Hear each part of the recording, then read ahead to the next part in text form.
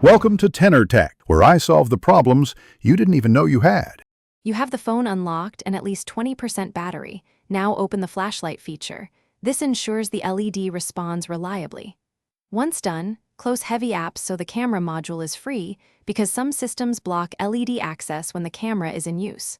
Next, swipe down or open the app drawer and tap flashlight. Press once to activate. This first action engages the hardware. Make sure to listen for a small click or vibration. It's feedback that the light is powered on.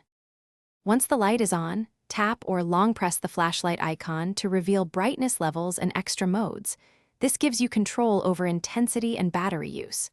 You want low power for reading and high for distance. Use mid-range when you're unsure. If the app offers strobe or SOS, enable them intentionally. These modes drain power faster, so reserve them for signaling. Make sure to test each mode briefly, so you understand response time and how quickly battery percent drops. To finish, tap the flashlight icon to switch the LED off and visually confirm the light is out. This prevents accidental drain. If the app is unresponsive, force close and reopen it or reboot the device. This refreshes hardware control.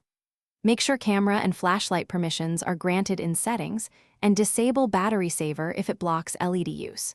If problems persist, try a different flashlight app or check for system updates. These steps resolve most hardware or permission conflicts. Thanks for watching. Subscribe to keep your life in tune.